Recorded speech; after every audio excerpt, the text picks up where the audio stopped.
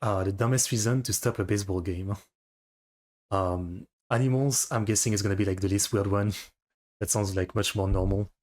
I wonder like what kind of madness has happened. But yeah, baseball doesn't exist once again. Let's watch it.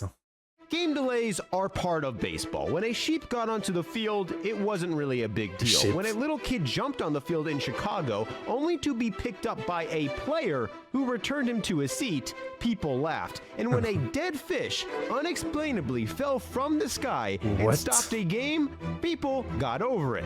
But some delays aren't so funny. We've had games canceled due to deadly earthquakes that literally split the stadium in half. Scary, unexplainable events led baseball games to be delayed. Roofs have caved in and fallen onto the field. I was actually thinking, like, especially Japan, right? Like, earthquake, yeah, that might be like the biggest reason to stop a game. That would make sense. Storms that are so ferocious they caused massive flash floodings, and perhaps the most dangerous when two deranged fans rushed the field, seemingly unprovoked, to attack a coach. A year later, Not it the happened umpire, again. at least. These wild events obviously cause delays, but other times there have been fires in stadiums during games, and the game goes on like nothing happened. Storms that cover the entire field in snow, and the game continues. And a literal a baseball match with snow would be pretty cool. People would break their ass falling, but visually it would be pretty cool. lightning strike that hit a player on the field, and umpires and the player both agreed to play on. But most of the time, delays are appropriately done because the weather is too intense. There is something on the field that makes it unplayable, or something that causes visibility to be dangerously low. Like during this Portland Pickles game, it was tied in the bottom of the 12th, and the pitcher was set to throw the most important pitch of the game. And once it goes into play, hopefully the...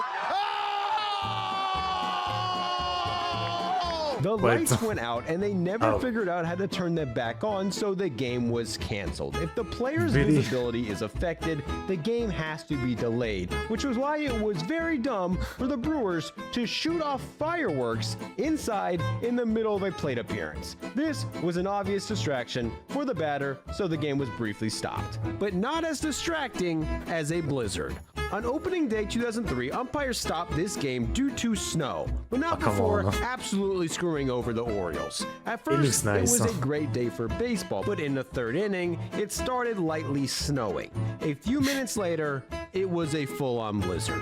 The pitcher couldn't even see the catcher's signs. Fans could hardly see the field. The umps definitely couldn't see the field, but for some reason, the game kept going on. Somehow, a batter made contact, sending a ball to right. The fielder couldn't see it. The camera guy couldn't see it, and the ump definitely couldn't see it. It landed on the ground, the fielder finally found it, and a run scored. But if you look closely, this ball landed 3 rows into the stands. Replay shows the ball rolling back fair after... I mean, the solution here would seem pretty easy, no? Just, like, get a ball of a different color, right? Like a red one or something? Hitting the stands. The ball was at least 30 feet foul. The Orioles, who saw it, argued, but there was nothing the umps could do, and they immediately delayed the game. This game was played in perhaps the worst stadium in MLB history. When the Blue Jays became a team in 1977, they played in a football stadium, and despite the team being in Canada, they played outside. They are the only team in MLB history to have a Zamboni, and they used it. In the first MLB game ever played in Toronto, it snowed multiple inches. They were so excited for baseball in Toronto, the game went on with 0 delay. And despite a blizzard, 44,000 people stayed and watched the only MLB game in history with the entire field. I mean, the spectators are probably used to it, they live there, but the players maybe not so much, yeah. Covered in snow. This game was the only MLB game played on a field with an American flag covered in kerosene. Yes, this game was briefly stopped because a father and son ran on the field and began lighting an American flag on fire in protest. But before they could light the match, Dodger center fielder and ex-Marine Rick Monday came out of nowhere and stole the flag. As these two learn, the hardest thing to do when running on the field is getting away with it. But that hasn't stopped people from trying. A game in Miami had to stop after a fan got on the field, dapped up a player without any security coming after him, then ran to center field, climbed the wall, and exited the stadium. Unfortunately, reports say he was later caught. This Reds fan did it successfully. He evaded security, ran off the field, eventually hid in a bathroom, then successfully exited the stadium without getting caught. Unfortunately for him, he ruined it when he posted a video of himself doing this online. I was gonna say, like, most of these people do it for some kind of attention anyway, so they literally will not be able to help themselves to leave some evidence. Of course. Which led to his arrest. This fan in Houston may have had the best attempt. He ran on the field, juked security, climbed over the wall, and evaded security again. It's just onto a shit the starter. batter's eye and out of the stadium in the most miraculous escape ever seen. Shortly after, he accidentally tried to exit through an entrance that was locked and was caught at the very last second. A typical punishment for this is a night in jail, a fine, community service, and perhaps probation. This man wasn't so lucky. He paid a massive price because he didn't just delay a game, he delayed one of the most infamous games in sports history. In Game 6 of the 1986 World Series, while the Red Sox were a game away from winning it all, in New York City, one man boarded an illegal plane unauthorized to fly, secretly took off during the night and flew right over the stadium. In the top of the first inning, he parachuted onto the field as tens of thousands. Does that mean that he let the plane crash, basically? Fans and players cheered him on. The person batting was Bill Buckner. 8 innings later, he made the most costly and famous error in baseball history, helping the Mets win the game and eventually the World Series. The man who parachuted on the field was able to watch this in jail after the guards gave him a TV. They and the entire city of New York seemed to love this stunt. According to him, the Mets players helped him get a lawyer. Unfortunately for his case, he refused to snitch on the person who flew the plane, so there was someone else resulted in the man being sentenced to 6 months in prison for parachuting on the field. That seems like an extremely harsh sentence, but scary incident. I don't know if is it. I mean, you don't have to think about it as like someone stopping a game, like it's just a game, who cares, don't give him 6 months, but I don't know. He did something pretty dangerous, right? I mean, like, you know, he could have failed and literally just killed himself in front of like thousands of people, even kids, on live TV. I mean, I don't know. Like, it's a classic case of maybe making an example of someone, but I don't know. I think it makes sense. It's like this are why they exist. But before we cover why 2 fans attacked a coach, a quick word from today's sponsor. As someone who goes to a ton of baseball games, I've had my bad experiences with tickets. Some apps have massive fees, other times the tickets don't even arrive to your phone, and some only have bad seats that cost way too much. Not Game Time. I use Game Time every time I buy tickets for any event now, especially if it's last minute. Whether you're going to a baseball game, football game, basketball game, hockey game, concert, comedy show, or basically any event worth going to, Game Time has amazing last-minute deals. They have flash deals, zone deals, and promotions that save you money $30, $10, regularly. $20, okay. The app shows you the view from your seat so you don't get bamboozled. And with Game Time's lowest price guarantee, you no longer have to download 5 apps and go to 3 websites to find the best deal. It's Game Time. If you do somehow find tickets in the same section and row for less, Game Time will credit you 110% of the difference. With the most exciting time of the baseball season upon us, now is the best time to catch a game before the season's over. So if you want to see a game or any other live event, just download the app, create an account. If I ever go to the US, which isn't especially like my priority right now, like the country I want to go to the most is probably Japan, but I guess either the US or Japan, I'd definitely like to watch a baseball game. Or I guess a country that has a big baseball culture, right, is what I mean. I definitely would like to watch one at least, yeah. Sure. And use code BDE for $20 off your first purchase. We might have some in France, but I literally never heard about anyone play baseball in France. Redeem code BDE never heard of it, for $20 off. Do it Maybe there is. right now. Maybe there is.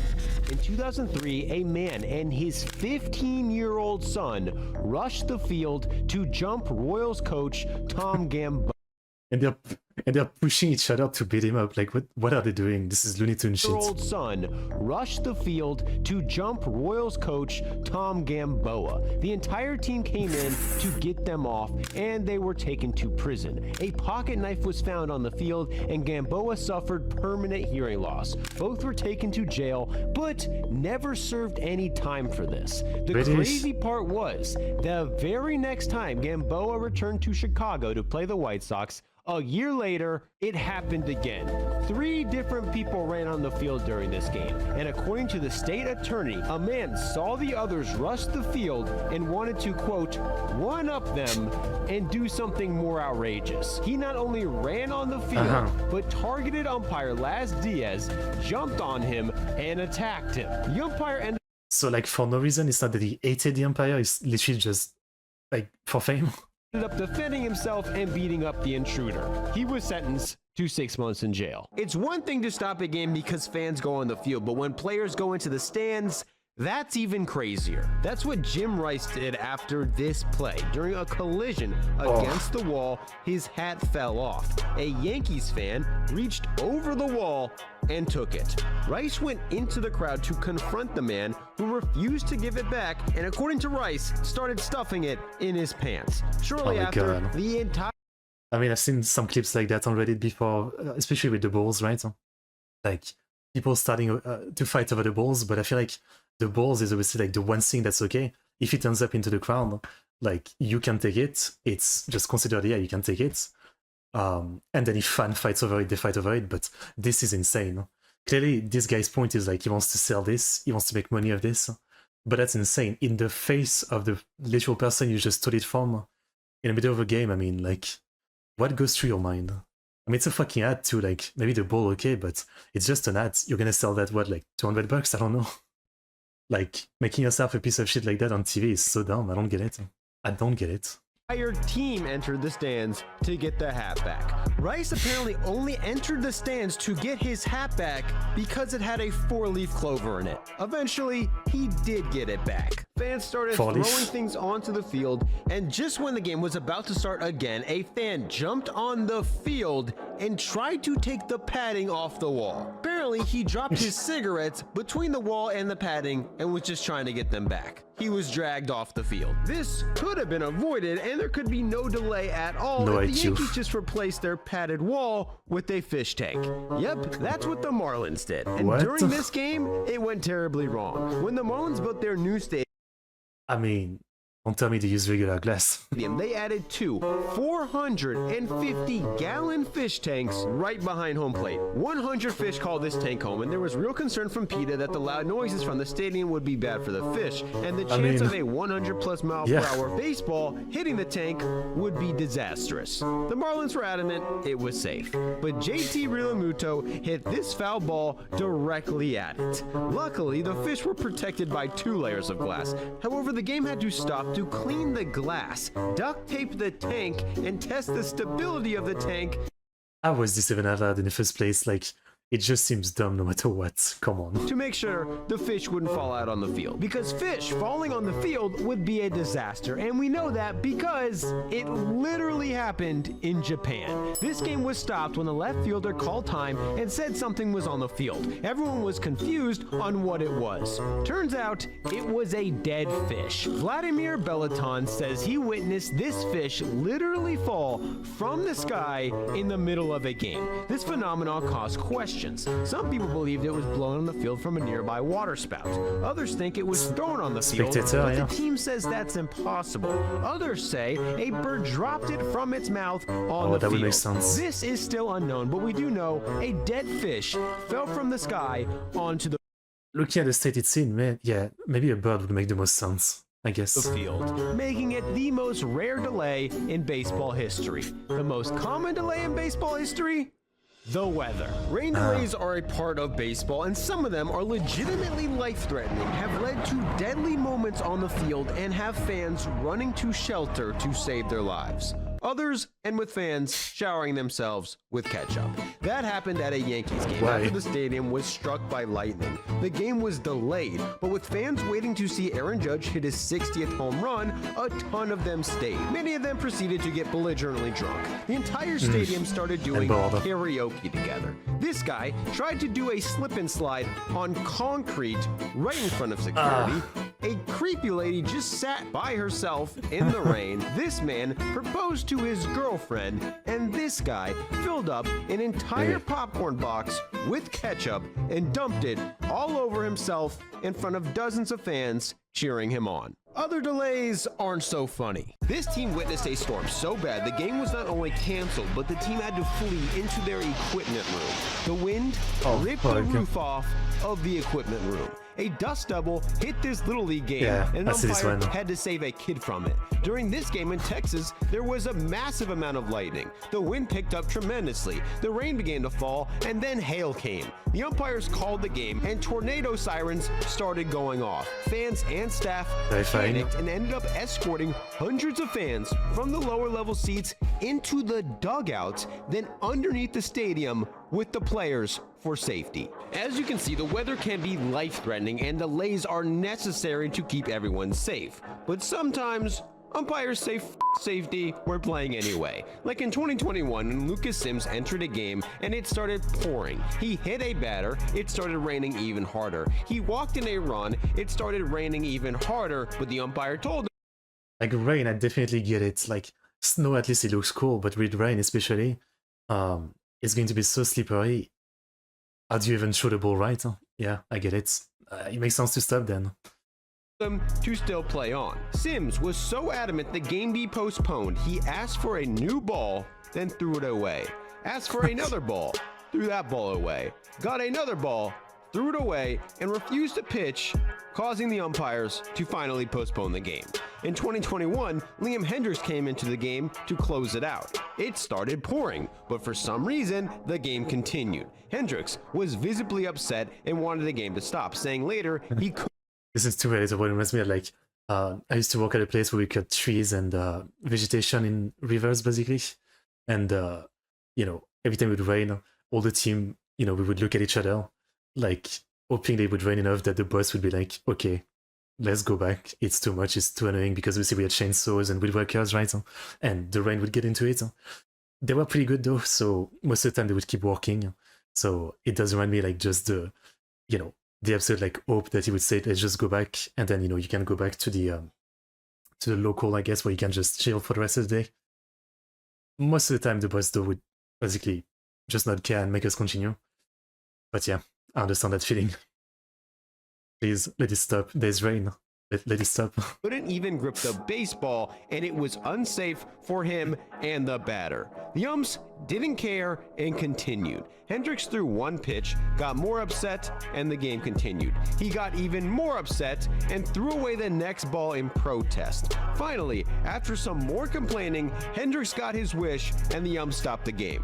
Ironically enough, an hour later, when the game continued, he ended up giving up the game-tying runs. Well, Clearly, the league umpires and most players want to avoid rain delays, so much so that many teams spend hundreds of million dollars to build roofs. But believe it or not, even they still sometimes have rain delays. In 2015, it rained in Arizona. Fortunately, the Diamondbacks have a roof. Unfortunately, there was a small hole in it. This hole just so happened to be right over the pitcher's mound, meaning the whole field and everyone in the stadium was dry. You spent $100 million and you didn't like check that? I mean, come on. Except for the pitcher. The game was briefly stopped so the grounds crew could fix the puddle, but the pitcher still had to pitch with an annoying stream of water pouring on him. Based on estimations I found online, a retractable roof costs around $100 million to build. The Marlins thought it was worth it due to the extreme heat and frequent storms in Miami. The decision to open or close a roof was up to the team president, who used weather apps on his phone to make the decision to keep the roof open on opening day 2015. According to the apps, there was a 10 to 20% chance of rain. In the second inning, it started pouring.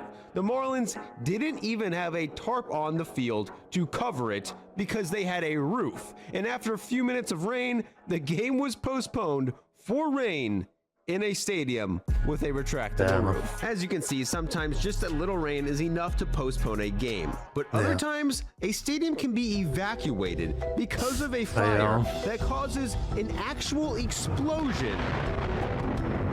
And the game goes on like nothing happened. And somehow, this isn't even really that uncommon. The Reds have smokestacks in the outfield, 2 giant pillars that shoot fireworks and flames throughout the game.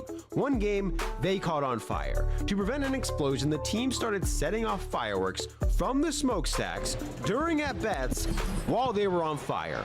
The fire department showed up, the section below was evacuated, and the fire was put out while the game and players continued playing like nothing was happening. In New York, a building behind Citi Field caught on fire. Smoke entered the stadium, blocking the camera's view, and although there was no one in attendance, the announcer said it was becoming hard to breathe.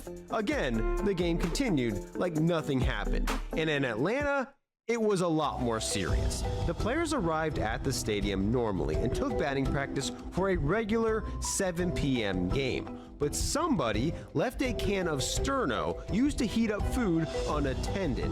This started a small fire in a suite. The fire department arrived within 5 minutes, but for some reason, there was no sprinkler system in the suite and no source of water for a fire hose in the entire stadium. For the next 30 minutes, the fire went unchecked and became massive.